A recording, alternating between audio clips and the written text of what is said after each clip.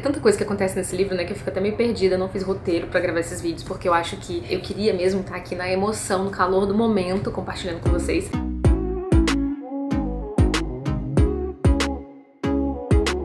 Nesse vídeo eu vou contar pra vocês tudo que eu achei dessa duologia que está hypadíssima. O primeiro livro, ele estava na minha lista de livros hypados pra ler este ano, que é o Divinos Rivais, e após a leitura deste, eu não resisti, eu precisei ler o segundo. Assim, eu já terminei esse aqui angustiadíssima, com meu coração apertado, nervosa, e eu precisei ler esse aqui, assim, engolir essa leitura assim que ele chegou aqui em casa. E esse aqui, o Divinos Rivais, que abre a duologia, eu li em leitura conjunta com a Rene do Palavras Radioativas. Nós convidamos vocês para lerem junto com a gente lá no Instagram, com live, com spoilers, aqui no meu canal do YouTube, né? Então, se você já leu esse livro e quiser assistir a live com spoilers para ver tudo que a gente achou em detalhes deste livro, é só conferir a live que eu vou deixar aqui nos cards para vocês. E esse aqui a gente acabou lendo assim, sem leitura conjunta, apesar de muitas pessoas terem sugerido leitura conjunta, eu simplesmente não me aguentei e comecei a leitura e terminei ontem. Então eu tô aqui doida pra conversar com vocês sobre esses livros, mas lembrando que nesse vídeo eu não vou contar nada com spoilers até quase o final. Então, se você não leu os livros, saiba que eu não vou dar spoilers até o momento em que eu avisar que vai ter spoiler, tá? Então, lá pro finalzinho do vídeo eu vou avisar e vou comentar as minhas impressões rapidamente com spoilers, tá? Então, fiquem tranquilos que eu vou deixar um aviso aí na tela. E eu preciso começar dizendo que esses livros, eles se encaixam em um subgênero aí que é uma novidade pra mim, que é a romantasia, que é essa mistura de romance com fantasia, mas dando mais ênfase mesmo ao romance e não à fantasia. E eu, como uma pessoa que não lê tanta fantasia, achei isso bom, confesso. Porque entre romance e fantasia, eu acho que eu sou mais uma leitura de romances, né, entre aí os dois gêneros. Então, esses livros, eles são mais focados realmente ali no desenvolvimento do par romântico, né, tanto do romance em si, do casal, quanto da transformação pela qual esses personagens passam como pessoas, né, então o crescimento deles ao longo dos livros, né, mais do que o contexto fantástico em si, sabe? Então aqui a gente tem um pano de fundo de fantasia, de magia, de criaturas, de deuses, mas não é o foco da história e talvez por isso não haja ali tantas explicações, né, nenhuma complexidade nas explicações desse mundo fantástico. Dito isso, vamos para o enredo de Divinos Rivais, que é onde começa a jornada desses personagens, né? Então aqui o livro já abre com um prólogo contando pra gente a despedida do irmão da personagem principal, que é a Iris e Winnow, porque ele tá indo pra guerra. Então ela tá se despedindo dele ali e ela vai se recordando um pouco da relação que ela tem com ele, né, da infância. A gente vai tendo já um pouquinho ali do panorama da vida da personagem. A gente sabe que esse irmão é alguém muito importante na vida dela, que ela valoriza muito, que ela ama muito, que ela já tá morrendo de saudade. Ele nem foi pra guerra, ela já tá ali morrendo de saudade dele, já sabendo, né, as coisas que vêm nos próximos meses, né, e as incertezas também que ela vai ter. E ela também questiona um pouco dessa ida dele pra guerra, né, por que que você tá indo? Eu não entendo, por que que você vai deixar a mim e a nossa mãe sozinhas aqui? Então tem essa relutância também de uma guerra que ela não entende e que as pessoas ali não entendem muito e que parece uma coisa assim um pouco distante da realidade deles naquele momento. E ao longo do livro a gente vai ver, obviamente, essa realidade se aproximando cada vez mais da personagem principal e das pessoas ali daquela cidade. Passado esse prólogo, nós vamos conhecer então o par romântico, né, o outro personagem principal dessa história, e não é segredo nenhum, não é spoiler nenhum dizer isso, até porque nos livros, olha, dá pra você ver aqui claramente o nome deles já aqui no corte do livro, que por sinal tá a coisa mais linda, espetaculosa da vida, linda demais. Então nós temos aqui a Iris e o Roman. Então o Roman C.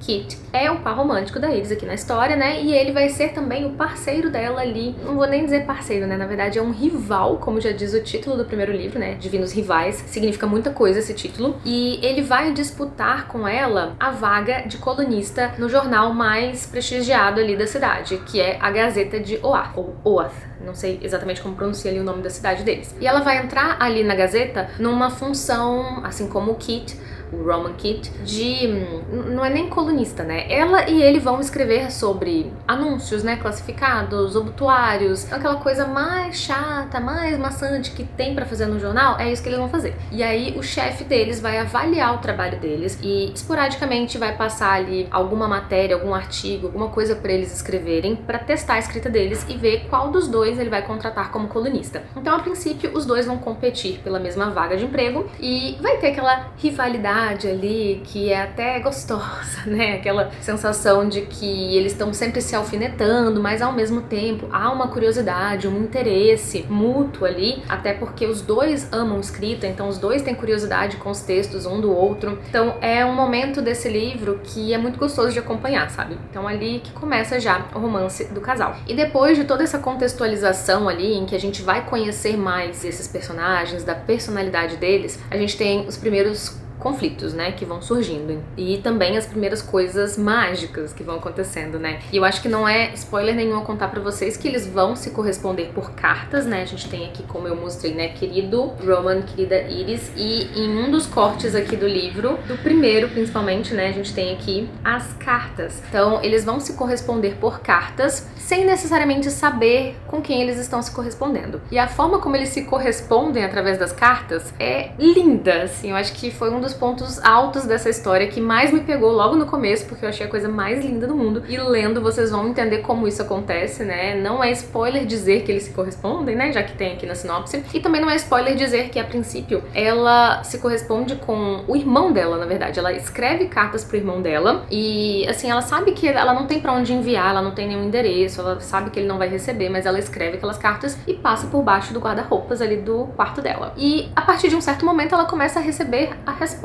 dessas cartas, porém não do irmão, do Roman. Então eles vão se correspondendo ali, criando uma conexão, um vínculo mesmo afetivo entre os dois. E, gente, é a coisa mais linda, essas cartas são realmente muito lindas na história. Eu sou mais old school, assim, então eu acho carta a coisa mais linda, mais romântica, assim, texto, né? Então esse é um ponto alto da história mesmo pra mim. Agora, já pulando um pouco adiante na história, né, nós sabemos aqui até mesmo pela sinopse que a Iris vai atrás do irmão dela na frente de batalha, né? Então ela vai atrás dele, ela vai arrumar uma forma de tentar encontrar ele, né? De ir atrás dele. E isso vai gerar consequências absurdas, assim. É isso que vai mover a história, sabe? Então, a caminho já da batalha, né? Ela vai ficar numa cidadezinha ali muito, muito próxima, que se chama Avalon Bluff. Vai ficar nessa cidade, assim, muito perto mesmo de onde estão acontecendo bombardeios. Inclusive tem, tipo, toque de recolher. Tem algumas regrinhas quando ela chega lá, do que ela pode fazer, do que não pode fazer. Em determinado horário, aí tem que apagar as velas, apagar as luzes, porque é arriscado. E quando ela vai pra esse local e se coloca nessa posição mais vulnerável, é que ela vai descobrir mais sobre a guerra e nós também, consequentemente. Então ali ela vai conhecer outras pessoas já a caminho dessa cidade, ela vai conhecer uma outra personagem que vai ser fantástica na história, que vai se tornar amiga dela e que vai ser, assim, outra personagem principal. Chegando lá, ela também vai ficar em uma hospedagem ali, numa pousada mesmo,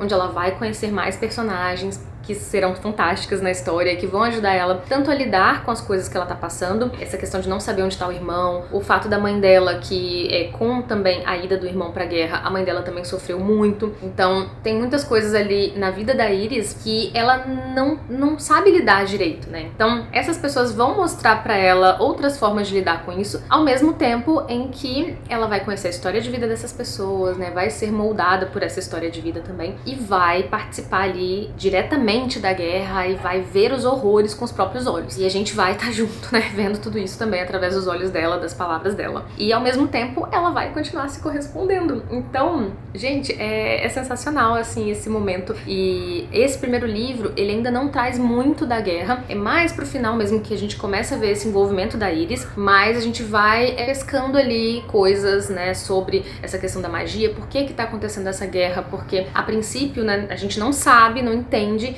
nem as pessoas que moram naquela cidade. As únicas coisas que a gente sabe sobre essa guerra até então é que ela está sendo travada entre dois deuses, Dacre e Enva. E eles tiveram algum relacionamento no passado que a gente não entende, não sabe exatamente, não entende por que eles estão guerreando, mas isso vai sendo dado, né, ao longo da história através de lendas que a gente vai lendo, que os dois personagens principais vão compartilhando entre si ali nas cartas, então a gente vai tentando entender através também desses personagens secundários que vão trazendo ali uma informação ou outra, mas o que a gente sabe é isso, que são dois deuses guerreando por sei lá qual motivo, mas que eles estão convocando soldados, e o Dacre convoca os soldados através da força dele, da manipulação, do medo, né? Então é assim que ele conquista esses soldados. E a Enva conquista através da sua música, né? Então ela toca e esses soldados, eles são quase que encantados, né? Levados a acreditar nela, a lutar por ela. Acho que esse ficou um resumo ok do primeiro livro, mas que é muita coisa, né, gente,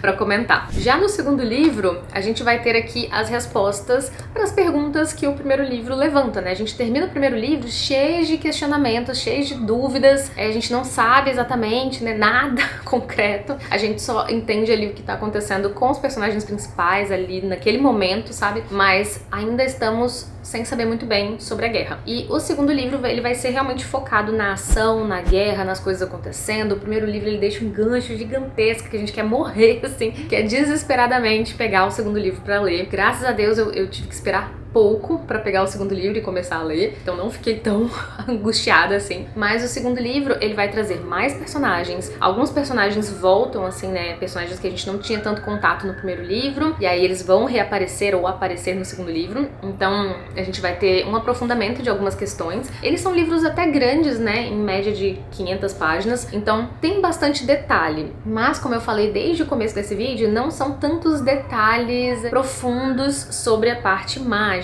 né? Então tem muita coisa que fica no ar, que a gente precisa ali meio que entender e deduzir mesmo, mas tem muitas respostas sim, que a gente procura desde o primeiro livro e a gente vai encontrar aqui. Muitas das minhas questões, acho que todas, 90% das questões foram respondidas nesse livro, só que esse é um livro que ele também abre um outro leque de possibilidades de questionamento, sabe? Então assim, tem coisas que eu vou comentar na parte de spoilers com vocês que eu ainda fiquei me questionando um pouco, né? Questionando as saídas que a autora deu pra algumas situações aqui, né, pra motivação de alguns personagens, que a princípio eu fiquei na dúvida ainda, tá, mas por que esse personagem fez isso mesmo, sabe? Mas por que ele mudou agora o que ele queria fazer, o que ele pensa e fez diferente? Então tem algumas coisas assim que ainda ficaram ali na minha cabeça, né, mas ao mesmo tempo esse é um livro, gente, extremamente apaixonante, assim. Eu acho que pra quem gosta de romance, essa duologia é sensacional, porque o livro, assim, praticamente você pode torcer que, assim, ele é, assim, rosas derramadas e corações flutuantes e, sabe, e juras de amor e poesia, e, sabe, é muito lindo. Eu acho que o que mais me encantou no livro foi o desenvolvimento desses personagens e o relacionamento deles, né, porque me lembrou até um pouco de Outlander, o fato dos personagens eles serem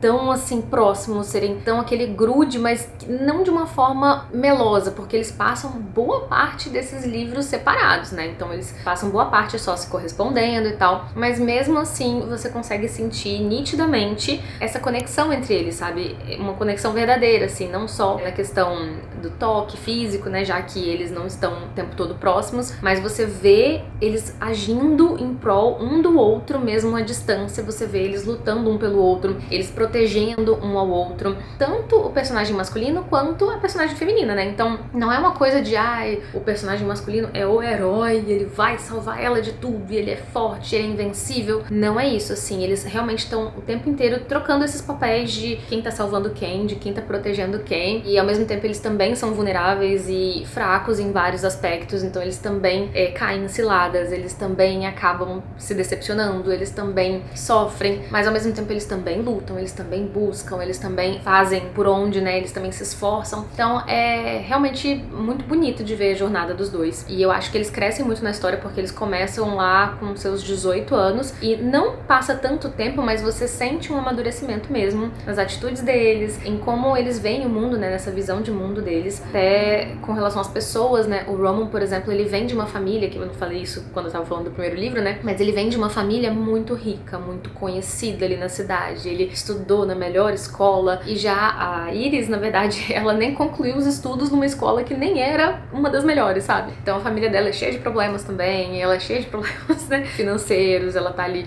super apertada sempre financeiramente, ela tá sempre tentando conseguir o melhor possível pra ela e pra família dela, mas sempre com muita dificuldade. Então, eles aprendem muito um com o outro também, sabe? Sobre essas coisas da vida que não são fantásticas, né? Que não entram aí no fantástico e que dá pra gente se conectar também como leitor, né? Vendo essa história. E concluindo essa parte sem spoilers, eu amei essa jornada, eu gostei muito, amei.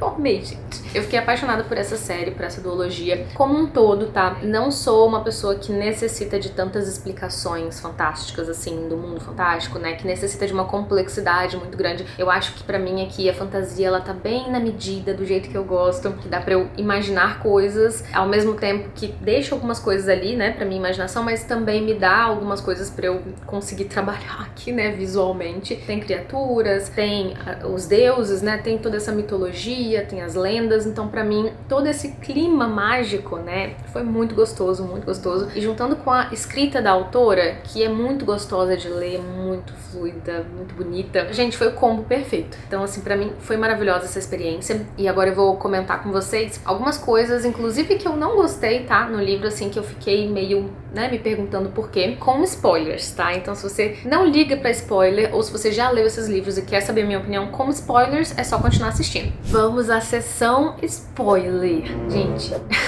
Eu quero comentar tanta coisa com detalhe, mas assim, também é tanta coisa que acontece nesse livro, né, que eu fico até meio perdida, eu não fiz roteiro pra gravar esses vídeos, porque eu acho que eu queria mesmo estar aqui na emoção, no calor do momento, compartilhando com vocês. Então, o que mais me deixou, assim, me questionando, né, muito, foi o fato de o Dacre não ser tão poderoso, de fato, quanto ele era no imaginário das pessoas, né? Porque ninguém arriscava trocar meia palavra torta com ele, porque, nossa, ele é muito poderoso, ele pode fazer muita coisa, ele sabe de tudo, ele consegue ler... A Mora tá passando aqui na frente agora, as patinhas fazendo barulho. Ele consegue ler a pessoa e saber o que você tá pensando, assim, né? Ele é muito poderoso, ele consegue saber quem tá mentindo pra ele. E, na verdade, cara, todos os momentos que ele poderia ter descoberto que o Roman estava ainda com as dores das feridas, que o Roman tava mentindo pra ele não deu a mínima, ele não questionou nada, assim. Gente, toda vez que ele desconfiava que alguém estava traindo ele, que alguma coisa estava acontecendo, ou que alguma coisa dava errado, né, como o ataque a Hawkshear, eu achava que ele ia pegar o Roman e nada. E ele conseguiu seguir, né, o Roman conseguiu enganar ele, a Mora passando de novo as patinhas.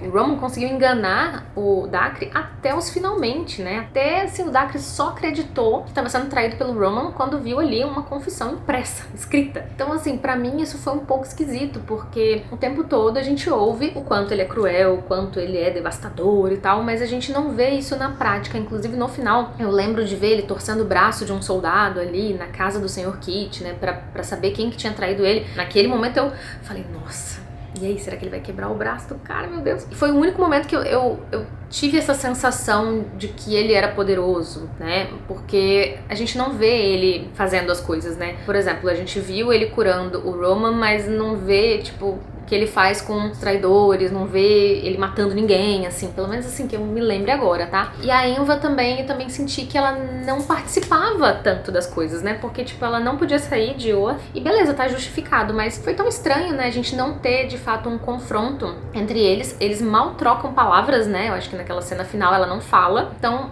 eles não trocam palavras, a gente fica assim meio, tipo, nossa, toda essa guerra, milhões de pessoas mortas, e os deuses em si não se confrontaram, né? Na verdade, a Iris foi lá e fez o que tinha que ser feito, né? Mas lógico que eu fiquei satisfeita com o final, tá, gente? Não tô dizendo que não fiquei satisfeita, eu só estou dizendo que eu queria um pouco mais, né? Eu queria que o Dacre e a Enva tivessem pelo menos conversado, ou algo tivesse acontecido ali, algum tipo de embate, já que agora ele estava em Oa. Então, eu sei lá, eu achei que essa parte dos deuses, né, já que você imagina um deus, né, você imagina uma coisa super, uma criatura poderosíssima, né, e acabava não me dando essa impressão, às vezes, pela forma como ele lidava, né, principalmente com o Roman. Então isso pra mim ficou um pouco estranho. O Sr. Kit também, eu não entendi até agora, pai do Roman, por que que ele, no fim das contas, resolveu matar, tentar, né, botar uma bomba lá e matar o Dacre. Porque ele tava o tempo todo, né, do lado do Dacre, e aí, justo quando o Dacre realmente chega a Oath, invade, né, vai conquistar tudo, a ideia que eu tinha era de que o Sr. Kit estava fazendo isso, ajudando esse deus, pra garantir o lugar dele ali, né, pra tipo, não, eu acho que ele vai ganhar mesmo, então eu vou ajudar quem tá ganhando pra poder eu ficar bem depois que ele ganhar. Mas aí depois ele resolve matar, eu não sei se é porque,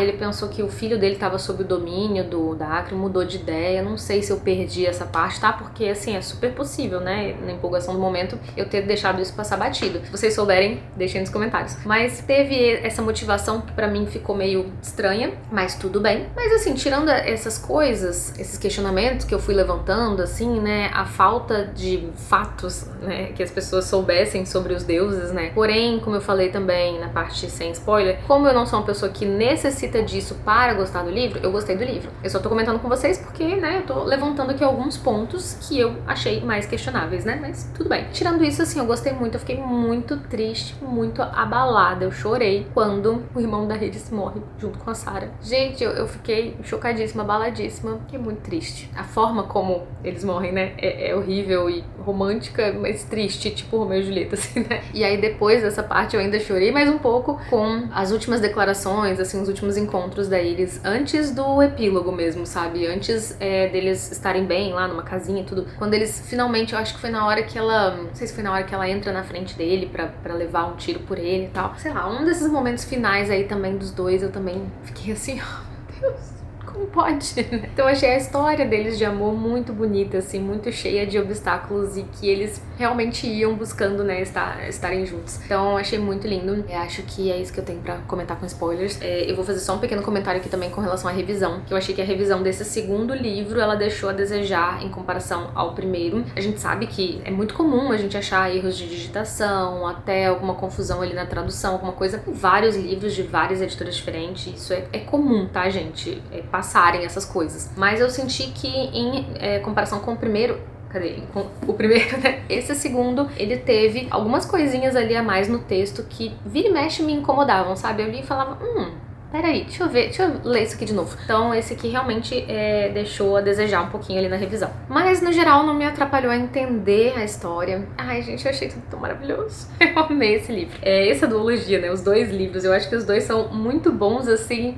não tem um melhor que o outro, sabe? Em mesma medida, assim, eu amei os dois. Recomendo muito pra vocês. Se você não leu ainda, tá assistindo essa parte com spoiler, saiba que tem muito mais do que eu tô falando aqui também, tá? Eu só comentei alguns aspectos com spoiler, mas, tipo, tem muito sobre esse final, sobre os desfechos de cada personagem. Gente, eu adorei a jornada de todos os personagens, até inclusive da Etin, né, que é uma personagem super importante, né, na história, que tem ali o seu papel no desfecho, um papel importantíssimo, que inclusive poderia ter sido mais valorizada ali pelos outros, né, e eu até achei que a Iris ia, sei lá, ganhar algum destaque ali na cidade a mais depois do que ela fez, né, mas nem foi comentado. E eu pensei, gente, a Iris vai entrar pra história da cidade, né, as pessoas, tipo, vai sair nos livros se eles tiverem, né, permitirem, já que eu acho que não teria mais a tal da censura que eles tinham ali por conta, né, dos deuses. A Iris tinha que estar nos livros de história ali. Pô, quem matou o deus, né? Uma humana. Mas isso não foi tão valorizado ali no final, né? Mas tudo bem, a gente valoriza aqui, viu, Iris? Você foi sensacional, que personagem maravilhosa. Eu amei, amei. É isso, gente. Espero muito que vocês tenham gostado desse vídeo, que tenham gostado de saber as minhas impressões aí dessa história. Me contem aqui embaixo o que vocês acharam também, caso já tenham lido. E se vocês forem comentar alguma coisa com spoiler, sinalizem ali bem grande no topo, tá? Pra ninguém pegar spoiler desavisado. Muito obrigada por assistirem até aqui, beijos e até o próximo vídeo. Tchau, tchau.